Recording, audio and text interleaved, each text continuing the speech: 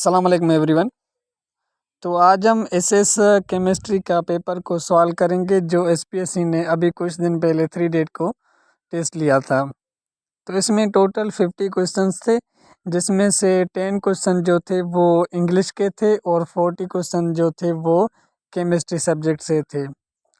इसमें first question हमारे पास क्या है कि in which of the following reactions new carbon carbon bond is not formed. इनमें से कौन से ऑप्शन जो हमारे पास रिएक्शंस हैं, वर्ड्स रिएक्शंस हो गया, केनिज़ारो रिएक्शंस हो गया, या अल्दोल कंडेंसेशन हो गई, या फ्रीडल क्राफ्ट रिएक्शंस हो गया, इसमें से कौन से रिएक्शंस में कार्बन कार्बन का बॉन्ड जो होता है वो फॉर्म नहीं होता। तो वर्ड्स रिएक्शंस में भी कार्बन कार्बन का बॉन्ड फॉर्मेशंस होता है, अल्दोल कंडेंसेशन में भी होता है, फ्रीडल क्राफ्ट में भी होता है। ऑप्शन बी जो हमारे पास केनिज़ारो रिएक्शन से, केनिज़ारो रिएक्शंस में carbon carbon new bond form नहीं होता।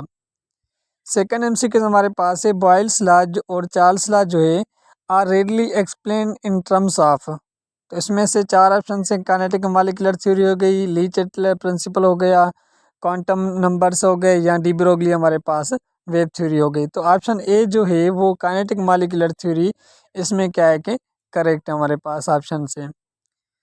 एमसीक्यू नंबर 3 में क्या है कि which of the following molecules is inactive in the infrared spectrums में। आईआर में कौन सा मॉलिक्यूल होता है वो इनएक्टिव होता है। तो यहाँ पे देखेंगे CO2 है, HCOH हमारे पास है, बेंजीन है, दूसरा N2 है। तो ऑप्शन डी N2 क्या होता है कि होमोएटॉमिक जो भी मॉलिक्यूल्स होते हैं वो आईआर स्पेक्ट्रम में क्या होते हैं कि इनएक्टिव होते हैं। तो ऑप्शन डी क्या है कि करेक्ट है। उसके बाद क्या है कि पेप्टाइजेशंस इन्वॉल्व। अब पेप्टाइजेशन एक प्रोसेस होता है, कौन सा प्रोसेस हमारे पास में, जो ऑप्शन ए है कि पेप्टाइजेशंस जो हमारे पास है, ठीक है। तो पेप्टाइजेशन का जो ऑप्शन हमारे पास क्या है कि precipitation of colloidal particles, option A क्या है कि इसमें करेक्ट है। उसके बाद हमारे पास प्रॉब्लम में 5 क्वेश्चन में ये आप कैलकुलेटर में आप करना है, कैलकुलेटर में हमने नहीं किया। उसके बाद हमारे पास MCQ 6 जो है कि form is an example of. Form जो होता है वो किसका एग्जांपल होता है। 4 ऑप्शन हैं, gas dispersed in the liquids, या liquid dispersed in the gas होता है, या solid dispersed in the solid होता है, लिक्विड होता है, या liquid dispersed in the liquids होता है। तो ऑप्शन ए हमारे पास क्या है कि करेक्ट है, गैस डिस्पर्ड इन लिक्विड्स में होता है। क्लियर। उसके बाद क्या है कि जो स्लाइटली ऑक्सीडेशन ऑफ जो हमारे पास प्राइमरी अल्कोहल होता है, तो इसकी जब ऑक्सीडेशन करवाते हैं तो यहाँ तो कार्बोक्सिलिक एसिड बनता है या हमारे पास अल्डिहाइड बनता है। तो यहाँ पे कार्बोक्सिलिक ऑप्शन तो नहीं है, ऑप्शन सी जो है वो इन अल्डिहाइड क्या है कि इसमें करेक्ट है। उसके बाद हमारे पास क्या है कि गाशंस जो डिस्ट्रीब्यूशंस होती है वो characterize by the dash dash and the dash dash.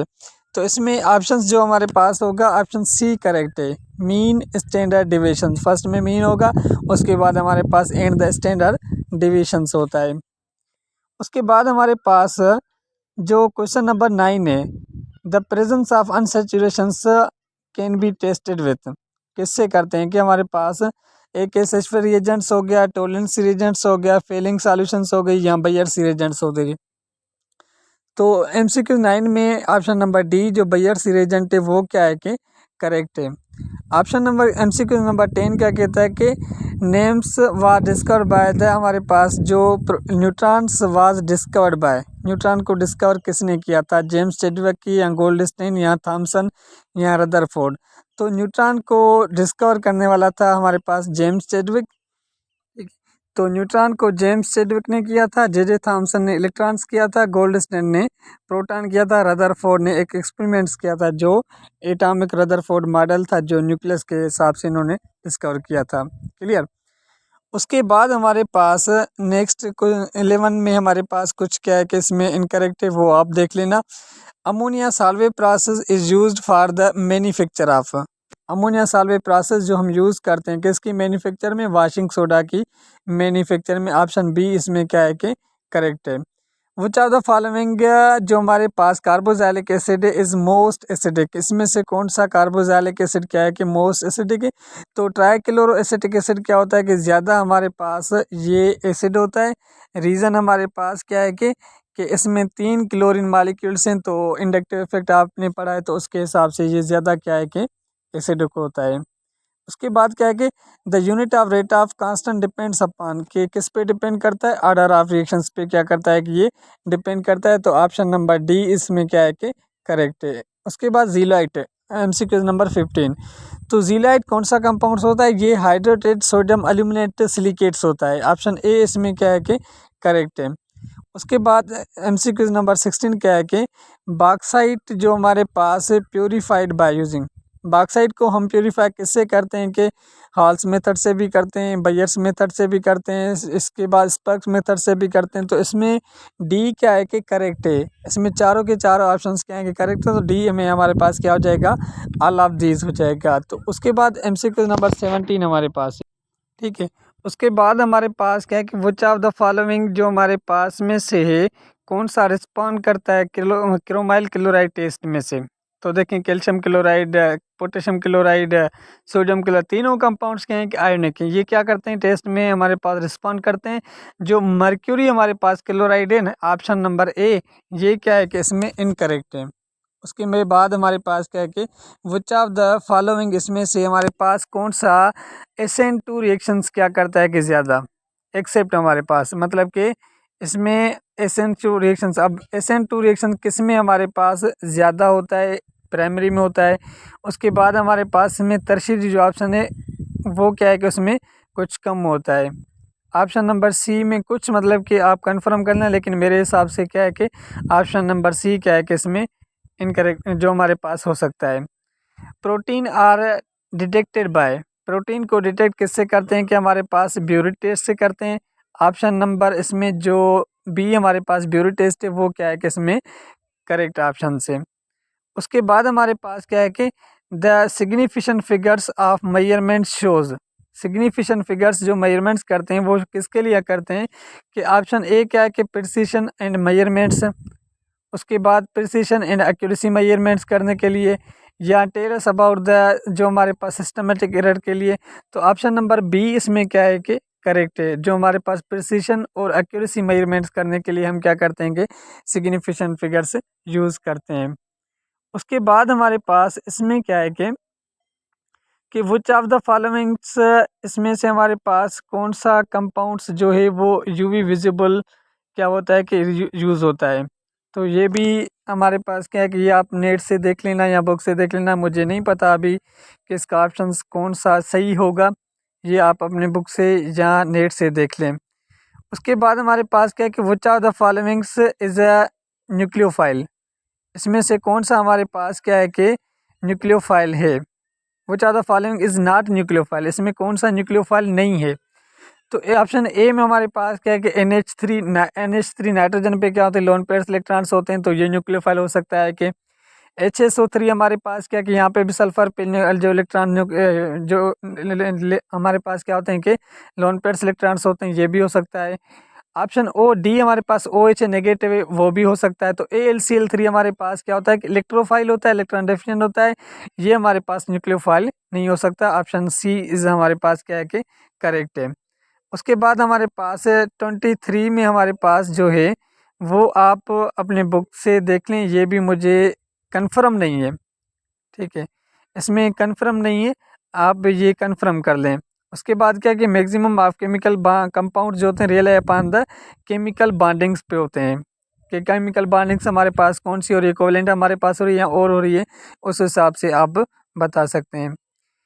25 में क्या है कि graphite is used in a nuclear reactor, graphite जो हम न्यूक्लियर रिएक्शंस में यूज़ करते हैं, न्यूक्लियर रिएक्टर्स में करते हैं, वो क्यों करते हैं। एज अ लुब्रिकेंट नहीं हो सकता, एज अ फ्यूल ये भी नहीं हो सकता, for the lining of the inside the reactors in insulator ये भी नहीं हो सकता। ऑप्शन डी इसमें क्या है करेक्ट है कि for the reducing of velocity of the neutrons के लिए हम क्या करते हैं कि यूज़ करते हैं। क्लियर। उसके बाद जो हमारे पास है 26 है कि कैलकुलेट द मैग्नेटम, हमारे पास मोमेंट ऑफ 5.92 हमारे पास BM में, इसमें से बताएं कि कितना हमारे पास क्या होगा कि मैग्नेटिक मोमेंट्स होगा। तो ऑप्शन ए में 1 है, बी में 5 है, 2 है, 3 है। तो 5 क्या है कि इसका ऑप्शन क्या है कि करेक्ट है, 5 हमारे पास ऑप्शन बी इसमें क्या है कि करेक्ट है। 27 में देखें कि जो हमारे पास मास स्पेक्ट्रोमीटर्स होता है वो मेजरमेंट्स करते हैं which are the following characters of the molecules के लिए। तो मास है, चार्ज है, वेट है। ऑप्शन डी क्या है कि मास टू चार्ज रेशो के लिए हम क्या करते हैं कि स्पेक्ट्रोमीटर्स यूज़ करते हैं। इसमें ऑप्शंस क्या होगा कि डी क्या है कि करेक्ट है। उसके बाद क्या है कि which of the following instruments may be use to measure the optical activity. Optical activity के लिए हम क्या करते हैं पोलरोमीटर यूज़ करते हैं। ऑप्शन सी इसमें क्या है कि करेक्ट है, पोलरोमीटर्स हम क्या करते हैं कि इसके लिए यूज़ करते हैं। उसके बाद हमारे पास क्या है कि जो यहाँ पे नंबर से यहाँ कोऑर्डिनेशन नंबर में हमारे पास पूछ रहा है the coordination number of metals in the complex. अब यहाँ पे हमारे पास क्या क्या के ऊपर हमारे पास जो ईडीटी है इथाइल डाई हमारे पास टेट्रामीन होता है, ये क्या होता है कि हेक्सावेलेंट होता है। क्लियर। तो ये एमसीक्यूज जो निकला है वो इंटरमीडिएट वाली केमिस्ट्री के बुक में से ये पूरी लाइन लिखी हुई है कि ईडीटी हमारे पास क्या होता है कि हेक्साडेंटेट होता है। तो इसमें ऑप्शन नंबर हमारे पास जो 6 है वो क्या है कि इसमें से क्लियर है। 6 हमारे पास क्या होगा कि इसमें जवाब आएगा। क्लियर। उसके बाद हमारे पास नेक्स्ट है, ठीक है, which of the following is not electrophile. इनमें से कौन सा इलेक्ट्रोफाइल नहीं है। तो इनमें से कौन सा नहीं है इलेक्ट्रोफाइल। तो AlCl3 भी हमारे पास इलेक्ट्रोफाइल होता है, CH3C पॉजिटिव भी इलेक्ट्रोफाइल है, BF3 भी इलेक्ट्रोफाइल होता है। जो ऑप्शन नंबर ए क्या है कि जो हमारे पास C2H5 OC2H5 मतलब कि ईथर जो हमारे पास है वो क्या होता है कि इलेक्ट्रोफाइल नहीं होता। इलेक्ट्रोफाइल वो होते हैं जो इलेक्ट्रॉन को एक्सेप्ट करते हैं, जिनके पास इलेक्ट्रॉन्स की कमी होती है। उसके बाद हमारे पास क्या है कि option number 31 English portion start है। इंटरनेम हमारे पास पूछ रहा है तो इसमें ऑप्शन जो सी है जो हमारे पास सोटी होता है वो क्या होता है कि इसका एंटोनाइम्स होता है। ऑप्शन नंबर सी क्या है कि इसमें करेक्ट हमारे पास है। उसके बाद जो हमारे पास 32 एंटोनिम्स हमारे पास पूछ रहा है तो इसका जो ऑप्शन नंबर सी हमारे पास फेल है वो क्या है कि करेक्ट है। उसके बाद 33 में हमारे पास क्रूड का पूछ रहा है। क्रूड का मतलब होता है टेढ़ा। तो इसका जो ऑप्शन नंबर हमें स्ट्रेट सी जो ऑप्शन है वो क्या है कि करेक्ट है। इसका एंटोनिम्स जो होगा वो क्या होगा कि स्ट्रेट होगा। उसके बाद हमारे पास क्या है कि सिनोनिम्स पूछ रहा है कोगेंट का। तो कोगेंट का जो सिनोनिम्स होता है हम मतलब कि मीनिंग्स जो होती है वो होती है कन्विंसिंग। कन्विंसिंग इसका क्या है कि ऑप्शन करेक्ट है। उसके बाद हमारे पास 36 में हमारे पास पूछ रहा है।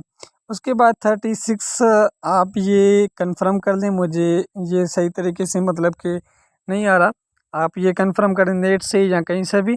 37 में देखें, 37 में कह रहा है कि we need to the protect the dash dash environment. तो ये आर्टिकल पूछ रहा है आपसे, इसमें आर्टिकल जो आएगा वो द आएगा, we need to protect the environment आएगा।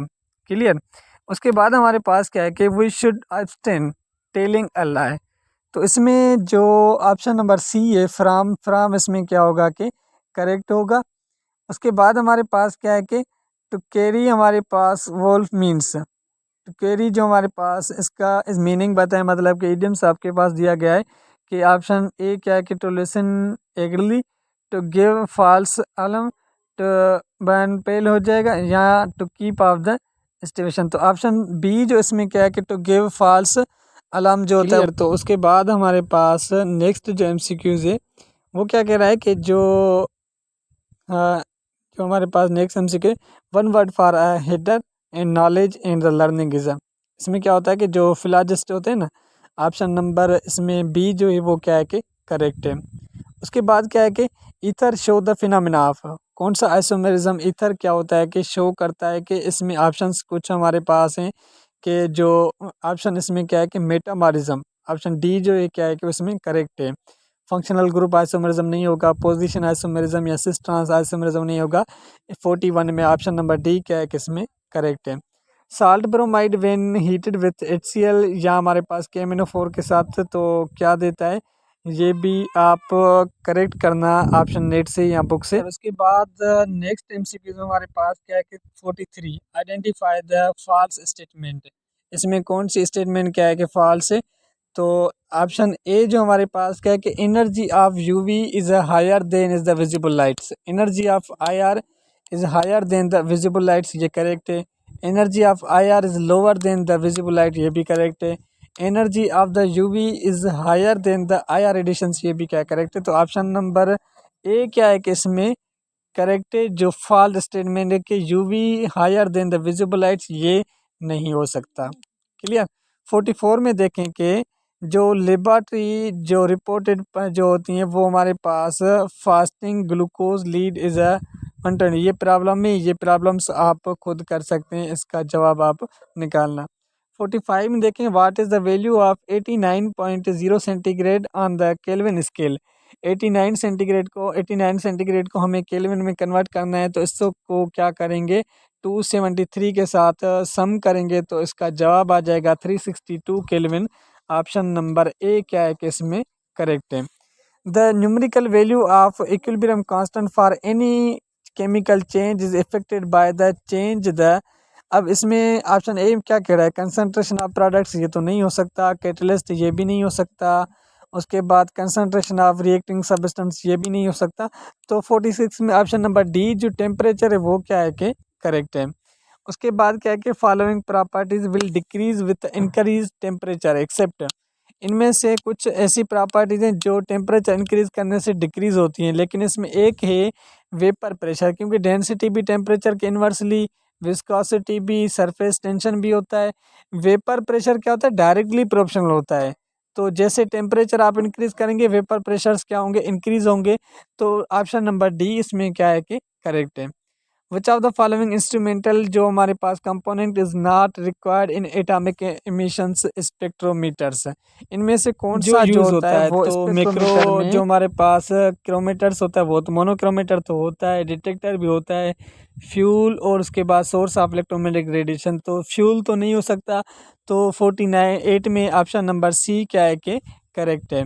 उसके बाद स्वीटिश शुगर इज है, स्वीटिस्ट शुगर कौन सी होती है, हैं तो सब शुगर्स है, लेकिन इनमें स्वीटिस्ट कौन सी होती है, फ्रक्टोज जो होती है ना वो क्या होती है कि ज़्यादा स्वीटिस्ट शुगर होती है। सिंबल ऑफ TL, तो ये थेलियम का सिंबल है। ऑप्शन नंबर ए इसमें क्या है कि करेक्ट है।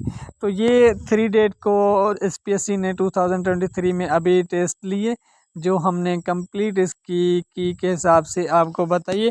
इसमें अगर आपको कोई भी कन्फ्यूज़न है तो आप कमेंट में बता सकते हैं, अगर कोई भी कन्फ्यूज़न है तो आप पूछ सकते हैं। अगर आपने हमारे चैनल को सब्सक्राइब नहीं किया तो आप सब्सक्राइब करें और अपने दोस्तों के साथ शेयर करें, ताकि आपको और भी ऐसी वीडियोज़ मिल सके।